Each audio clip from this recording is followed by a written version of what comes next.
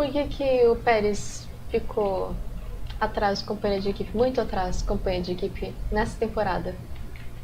Nessa temporada especificamente, a gente imagina, né? A gente imagina que ele ficou atrás, assim, foi uma surpresa para todo mundo, na verdade, porque ele sempre andou muito bem, né? Nas equipes pequenas que ele andou, equipes médias onde ele andou, sempre andou muito forte, muito bem. Na própria Racing Point ele venceu uma prova, né? E foi isso que chamou a atenção da Red Bull para contratar ele no ano seguinte, né? Em 2020 ele ganhou uma prova na Racing Point, imagina. E aí, então assim, imaginava-se que ele ia passar por uma equipe de ponta e ia também destruir, né? Mas não aconteceu. Claro, ele foi muito bem no primeiro ano na Red Bull, no segundo mais ou menos, mas nesse ano foi realmente terrível. Até perguntaram para ele, né, no final do ano, como foi a sua análise da temporada e tal. Então, poucas, acho que 3 corridas antes, lá para Austin, ele declarou que identificou qual foi o problema dessa queda de desempenho dele desde Miami.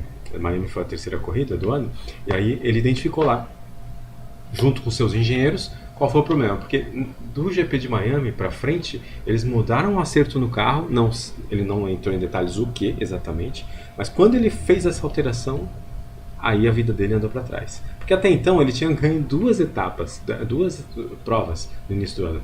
Quando ele fez essa alteração, foi ladeira abaixo, ele só descobriu, né? Ele e a equipe dele só descobriu qual foi essa alteração já no final do campeonato, então um pouco antes do GP de Austin. Aí no GP de Austin ele declarou: descobrimos e tal, por que eu não estou tendo muito desempenho e tal. Ele foi lá e voltou atrás, só que aí ele abandonou a corrida, né? Não deu para ver esse desempenho. Aí quando foi para o México, a corrida seguinte, onde ele ia realmente botar a prova, né? Ele largou em terceiro, e aí na primeira curva, no final da reta, ele tentou passar por fora o Leclerc deu um toque nele e ele já abandonou ali na primeira curva. Então também não foi possível ver se esse acerto que ele voltou atrás resolveu ou não, né, o problema de desempenho dele. Mas na última etapa ele já andou melhor e tal, então espera-se que, como ele descobriu isso, né, junto com a equipe dele, que ano que vem ele vá, né, neste caminho e não volte para aquele outro caminho que despencou ele de Miami para frente. Bom, então você está querendo dizer que para ele chegar próximo do Verstappen pro ano que vem é só acerto de carro, é só melhorar o carro, não é técnica de pilotagem.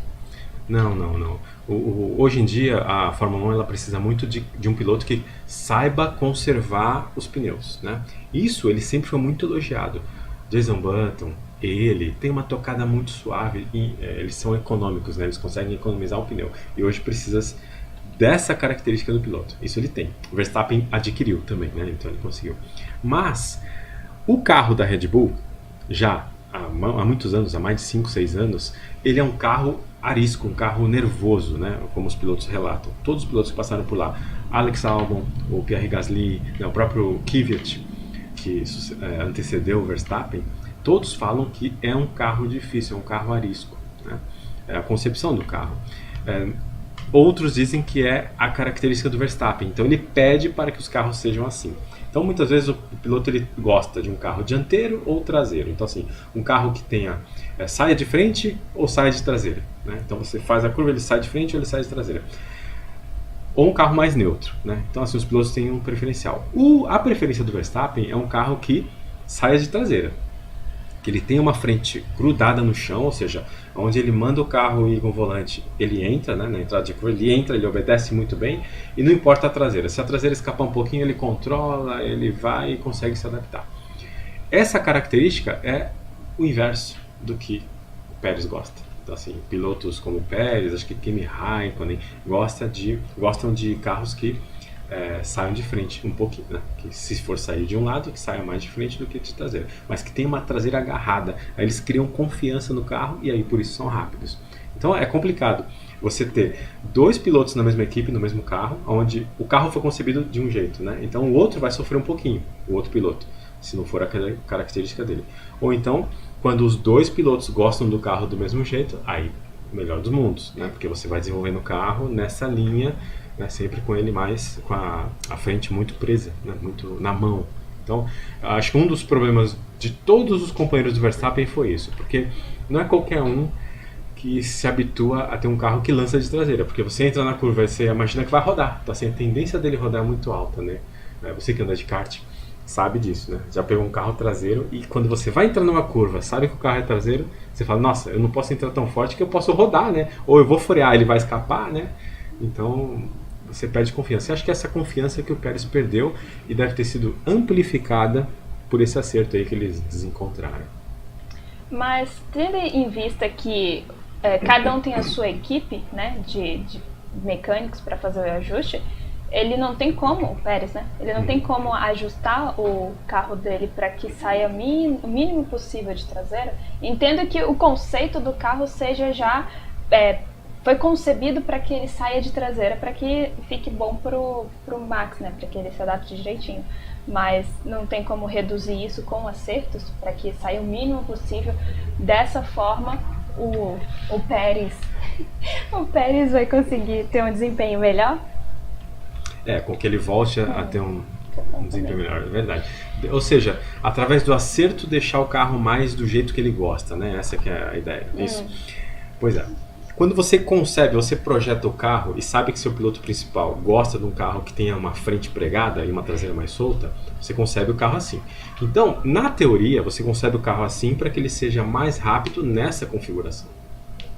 Claro que você pode, por exemplo, eu vou prender a traseira então, porque o Pérez gosta. Você vai lá, dá mais asa, né, endurece a suspensão traseira e tal. Você vai conseguir esse conforto para o piloto. O Pérez vai falar, nossa, agora o carro tá bom, beleza, tal. Mas vai ficar um carro lento, porque ele não foi concebido para andar o 100% do desempenho dele nessa configuração. Você está amarrando, né, a traseira. No kart acontece isso também, por exemplo.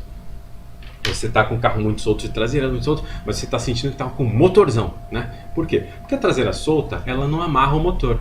Você tem pouco grip mecânico, então na hora que o motor gira, ele consegue transferir essa potência para o solo, né? Não há uma amarração mecânica ali que dificulte. Quando você prende muito a traseira, ou seja, você aumenta o grip traseiro mecânico, você dá mais peso para o motor girar. Então o motor precisa de mais esforço para poder sair da inércia, né? Então você acaba o quê?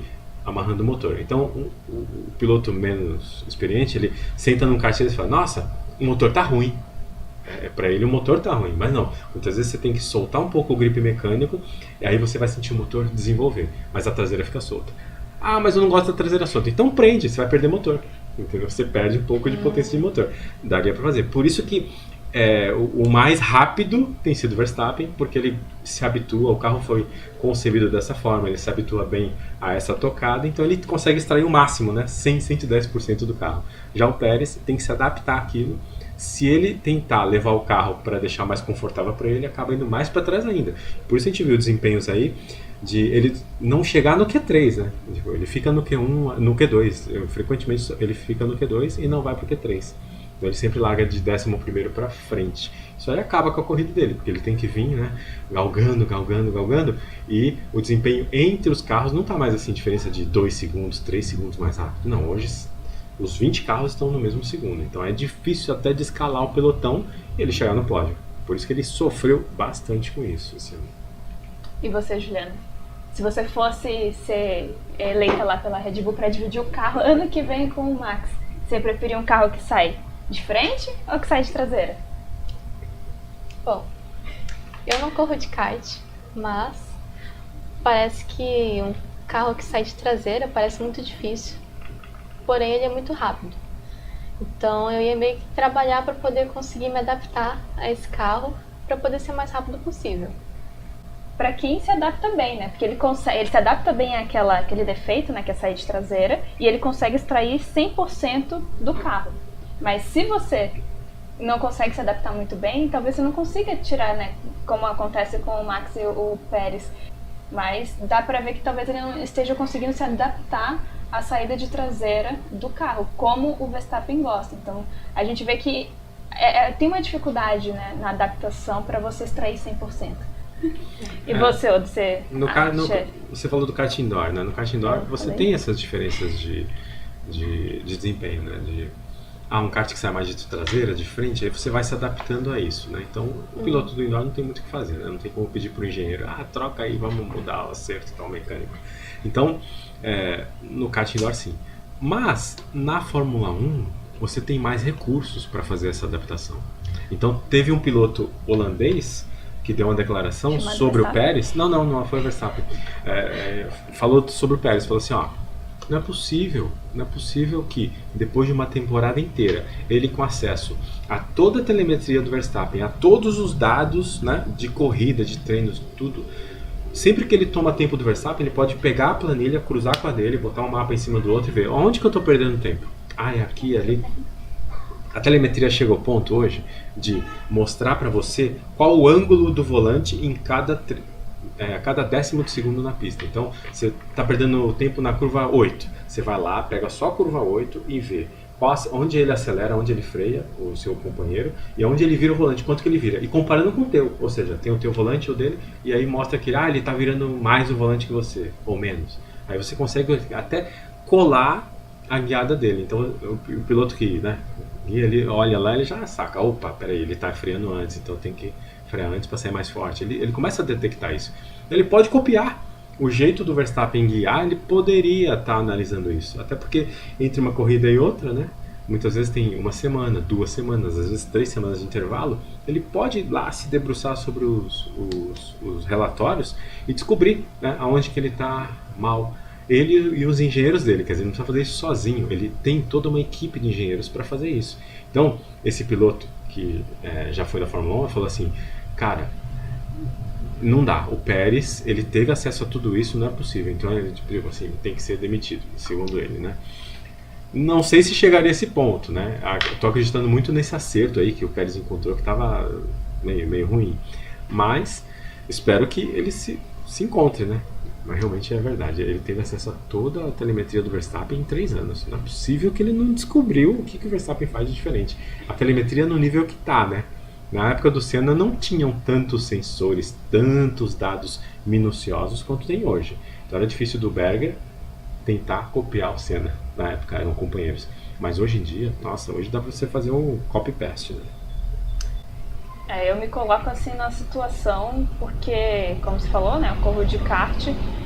Nossa, para eu me adaptar a um kart que sai de traseira, eu preciso de muitas voltas para conseguir começar a então extrair alguma coisa dele. Caso contrário, eu não é fácil, né? Requer muito esforço. Não é uma coisa que flui naturalmente, enquanto uma saída de frente para mim é muito mais tranquilo. Então, eu até entendo o Pérez. Claro que eu também não tenho toda a telemetria, como vira o volante, o ângulo certo, não tenho essas coisas.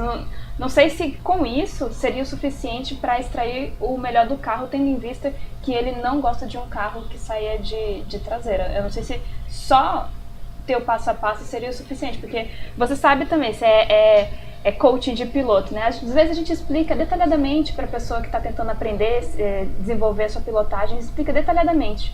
Só que a pessoa ela não consegue aplicar aquilo ali. Então, será que basta ele ter acesso a todas as informações do Verstappen, telemetria, onde que vira o volante, tudo?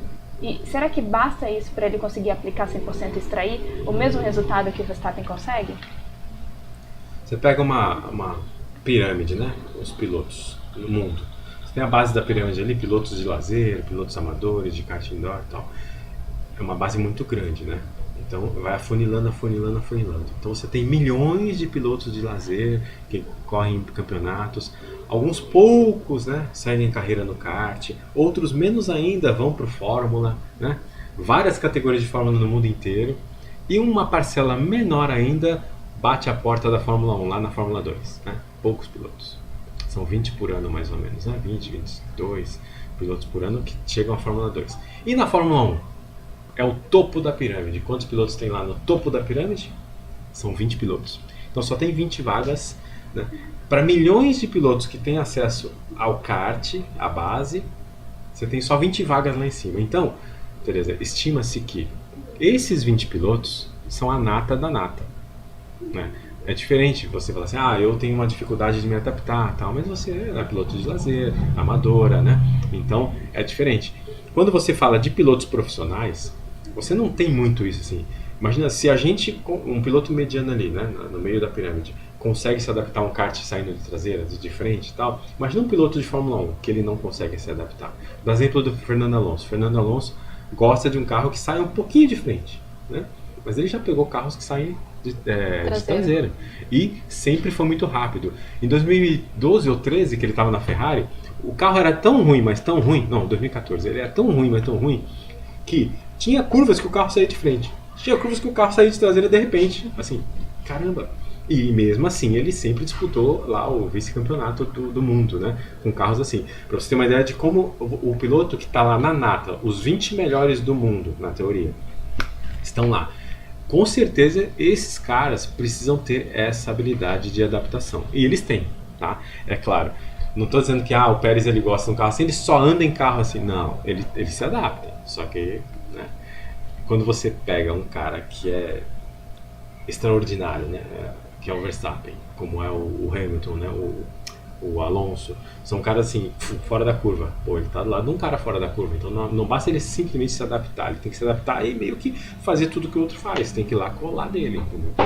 A minha opinião é o que você acabou de dizer. Assim, você está comparando um piloto extraordinário, Alonso, com um piloto que não é extraordinário. Porque assim, convenhamos, Pérez não é extraordinário. Ele é um piloto muito bom, é um piloto esforçado, mas ele não é extraordinário, né? Então assim, pra ele, eu imagino que seja assim, muito difícil chegar aos pés do Verstappen, que é um piloto extraordinário. Acho que aí é uma linha tênue, mas tem uma grande dificuldade ali pra ele, presumo eu, porque senão a gente teria visto resultados logo depois que ele tivesse descoberto esse mistério aí do carro dele, que tá dando problema só no carro dele, porque no do Verstappen não tá dando, é só no carro dele. Um jeito dele ser competitivo, mas vocês lembram que esse ano o Pérez ele ganhou 2 provas no início do ano, então ele chegou a estar a 6 pontos só do Verstappen. Então, assim, ele começou o ano competitivo. Claro mas que ele ganhou 2 e o Verstappen ganhou 19. não, mas no início do ano ele estava competitivo. Depois teve o problema do acerto que eu falei. Mas assim, ele foi competitivo. Ele não é, na minha impressão, assim, ele não é tão abaixo assim do Verstappen. Claro que o Verstappen ele é extraordinário, né? Extra classe. Mas quando você está competindo com um piloto muito, muito bom ao nível do Alonso, Hamilton, Verstappen, você é companheiro dele, você precisa ser mais aplicado que eles. Precisa treinar mais, precisa analisar mais os seus relatórios, telemetria e tal, para poder chegar ao nível deles. Esse é o ponto. Então, talvez falte um pouco o Pérez isso, essa análise, esse entendimento, para tentar chegar no nível deles. Dá para fazer. Um exemplo recente que aconteceu exatamente isso foi Hamilton e Rosberg, em 2016. O Rosberg estava na Mercedes, sempre foi muito melhor que o Schumacher, né, que estava voltando da aposentadoria, ganhou todos os campeonatos em relação ao Schumacher, né, em termos de comparação piloto da mesma equipe. Aí quando veio o Hamilton em 2014, o Rosberg era o cara da Mercedes, né, e veio o Hamilton. Aí em 2014, Hamilton foi campeão. 2015, Hamilton foi campeão, segundo o Rosberg. 2016, o Rosberg, cara, e ele tem que me aplicar, eu tenho que estudar o que esse cara faz, vou analisar. Foi atrás. 2016, toda a corrida, ele se aplicou muito, treinou muito, se dedicou muito, se preparou demais, e foi assim, ele deu 120% do que ele podia, para poder tentar chegar perto do Hamilton, e aí conseguir disputar o título com ele a temporada inteira, e no final, conseguir ser campeão. Assim, mas é isso que o pessoal cobra do Pérez. Poxa, o cara tá do lado de um gênio, beleza. Então, se aplica 120%, porque se você ficar tentando fazer as mesmas coisas do mesmo jeito, tentar deixar o carro mais confortável para você vai ser lento. Mas será que é isso que o Pérez não quer? Porque depois dessa temporada de 2016, o Nico ficou tão abalado emocionalmente que pediu demissão, né? Já tá bom, já sou campeão, vou fazer propaganda da Heineken agora. Será que é isso que o Pérez não quer? Foi muito, muito pesado pro Rosberg naquela temporada. Pesado por esse esforço todo que ele fez e, eu não falei, mas somado a isso, a guerra psicológica que o Hamilton faz, né? Um grande campeão, todos eles na história, sempre fazem uma guerra muito grande psicológica com o seu companheiro. Então começa a falar umas mentirinhas pra lá, tem umas intriguinhas pra aqui, pra colar. Então, assim, esse tipo de situação é que o Rosberg não aguentou. Mas tem pessoas e pessoas. Tem pessoas que aguentam essa parte política, né? Tem pessoas que não aguentam. Eu não sei do Pérez, mas acredito que não seja isso. O Pérez fala, eu não vou sei lá, me esforçar tanto ao nível do Rosberg porque vou me estressar. Não, os caras estão lá para isso. O maior sonho de todos os 20 pilotos que estão lá, e na verdade da maioria dos pilotos no mundo, é ser campeão mundial de Fórmula 1. Imagina o Pérez, que está lá há 15 temporadas. Imagina se ele não gostaria de ser campeão. E se ele tem uma oportunidade para fazer isso, assim, ó, nem que seja essa do Rosberg, eu só tenho uma. Eu vou, e se eu conseguir eu paro, né? E foi exatamente isso. Não valeria a pena pro Pérez se dedicar muito, ser campeão, e mesmo que ele não aguente mais ele parar, cara, o cara vai ser campeão do mundo. O primeiro mexicano da história campeão do mundo de Fórmula 1. Né? Ele já foi o primeiro mexicano da história a vencer prova, né? Pro pódio, ser vice-campeão. Incrível. Ele foi vice-campeão do mundo esse ano. A gente tá criticando ele aqui, o mundo inteiro critica ele, mas no México ele é idolatrado, porque ele foi o primeiro vice-campeão do mundo de Fórmula 1 no México. O cara lá tá mais endeusado ainda. Olha que coisa. E com razão, né? Porque se você olhar pela estatística, nossa, ele fez um grande trabalho, né? E pro México, entendeu? Pro México, sim. Pro México, sim, porque como segundo piloto, sei não, tava deixando a desejar, né? Tanto que Alonso tava sendo especulado, né, pra pegar a vaga dele. Tava. Esse buraco aí de acerto que ele teve de problemas durante o ano, acabou levando ele a isso. Cara, ele teve metade da pontuação do Verstappen, com o mesmo carro. O Verstappen fez o dobro de pontos do que ele fez. Então, assim, é bem nítido que o desempenho dele poderia ter sido melhor, né? Mas por que ele não foi então demitido? Porque ainda tem esperança que ele melhore.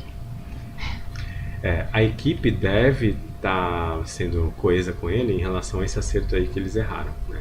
Deve ter entendido, opa, peraí, realmente isso aqui estava errado, você melhorou, quando voltamos atrás, você melhorou nas últimas 2, 3 corridas, né? Seu desempenho melhorou, voltou a ser o que era, e eles não, a Red Bull, ela não almeja que o Pérez dispute o título, ganhe as provas e fique batendo roda com o Verstappen.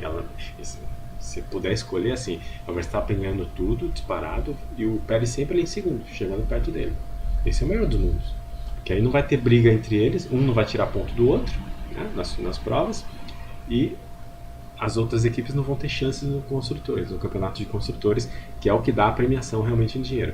Agora, se você tem um piloto que dispara igual o Verstappen, e o outro não chega nem no Q3, aí você dá a chance para Mercedes, Ferrari disputarem o título contra a Red Bull.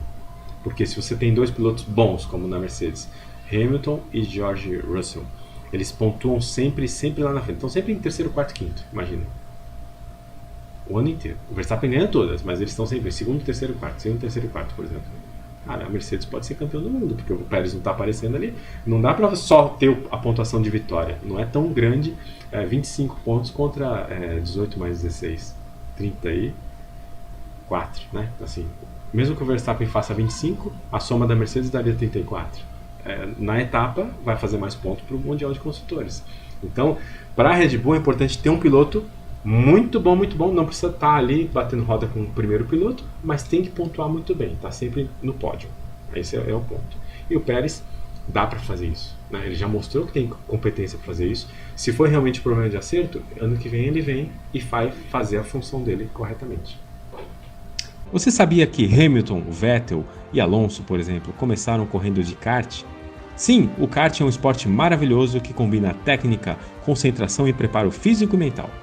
Se você corre de kart de lazer, mas quer se tornar competitivo para ganhar corridas e disputar campeonatos, conheça o Kartflix, uma plataforma streaming de treinamento de pilotagem de kart com mais de 150 títulos, além dos cursos de pilotagem de Alexandre Odo e Christian Petkov. A assinatura mensal é de apenas R$ 29,90. Aproveite a promoção de 7 dias grátis para experimentar a plataforma. Vejo você nas pistas! Inscreva-se aqui no canal e compartilhe esse vídeo com seus amigos nos grupos de WhatsApp.